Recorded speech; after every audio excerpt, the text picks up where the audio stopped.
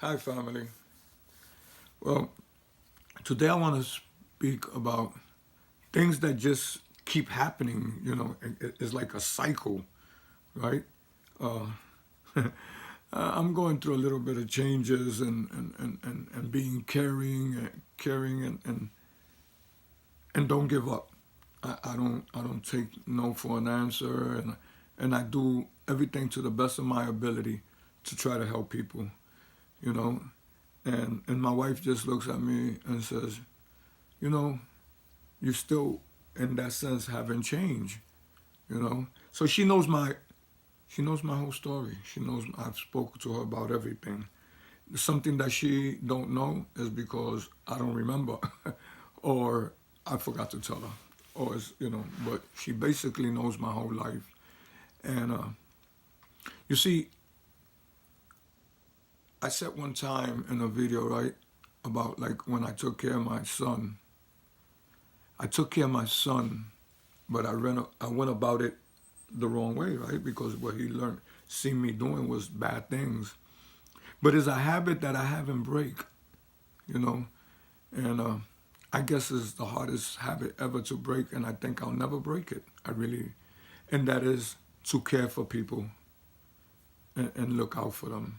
And the reason that I say that is a habit that I haven't break is because even when I was selling drugs and I was out there and making money and doing what I was doing, I wouldn't let nobody go hungry. You know, I got into situations where, you know, certain females that I knew them and I knew their husband, and their husband spent their money with me, you know, and me selling them stuff and everything else. And then when it was payday, they used to come and pay me, and they didn't even go home because they didn't have no money to take care of their own kids. You see, but I never let them go hungry. I was never that cruel drug dealer. I was never cruel. It's not in my blood. It was never in my blood. I guess it wasn't meant for me to really do it. Uh, and the reason I say that is because they used to come up to me and ask me, "Have you seen so and so?" And "Oh, he was here, but he left. Do you know where he's at? Because the kids haven't eaten." And I used to take them. There was a store right in the corner on 115th Street, and Lexington Avenue belonged to a very good friend of mine. He was Cuban, and everybody knew him. And I used to go there and tell them, "Listen, just give them what they need, and I'll pay for it." You know. I also used to go to my favorite restaurant. You know, and right in the mouth of the subway on 116th Street in Lexington. Everybody that's from New York and knows me, they know exactly what I'm talking about. I don't like to mention names, and even if it's the stores or nothing like that, because I'm not into commercials, and today you don't know what to expect from somebody to try to sue me. I don't know what they could sue me for, just probably the phone that I'm using right now. But the reality of it is I used to go there and eat, and a lot of times there was people there eating, and I knew 'em, everybody. And whenever I had money, I had a good day playing dices, or I made extra money, I used to say, "I'll pay the tab," you know. And a lot of people that I know came up to me with situations that they didn't have money to go to work, or they didn't have any money to eat, and I was always helping somebody. There used to be some guys that were alcoholics. I don't like to use the other word that people call them.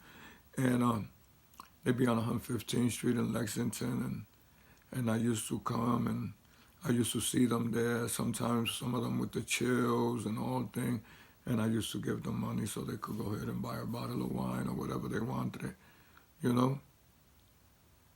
But you see, I haven't changed that. I stopped using drugs for over 25 years now, and I try not to keep track but I know for a fact it's over 25. So the reality of it is that people to today, I see, and I take care of them. And everything don't have to be money because, like I said, I don't even really have no money. But they be in situations where I help them. My uncle-in-law, I'm constantly going to New York and making sure that he's okay and there's somebody else that helps him. And I'm even helping them to try to understand because they try to do their best to their ability and they feel like they're not doing enough. And, you know, anything that you do for anybody, regardless how little it is, it's enough.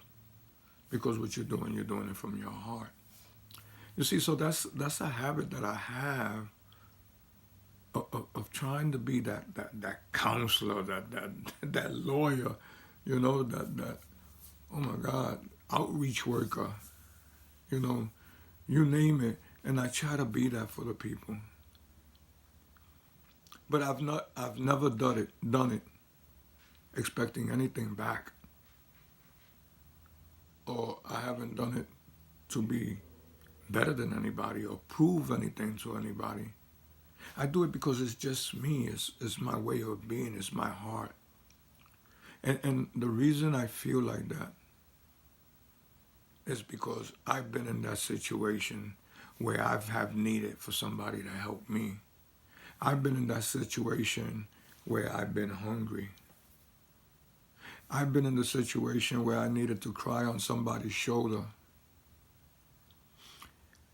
I've been in a situation where I have needed to be protected. You see, and to be able to be on the other side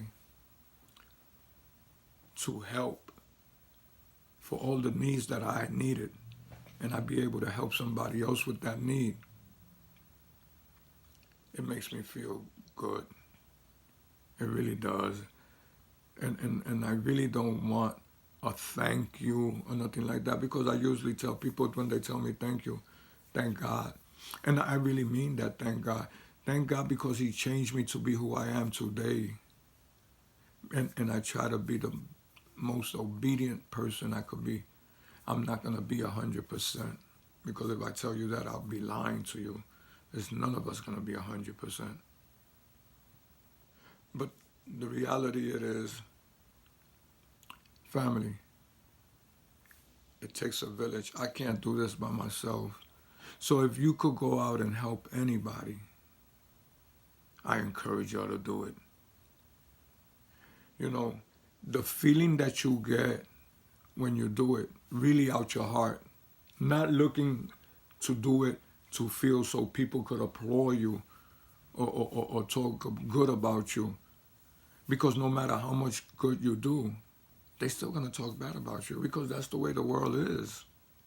You see, you can't please everybody. But when you really do it from your heart and you be obedient to God, it don't make no difference what anybody says. Because the one you got to worry about is the Lord. But family, it's a thing, please. We could do this, helping each other. Don't let somebody be hungry in front of you.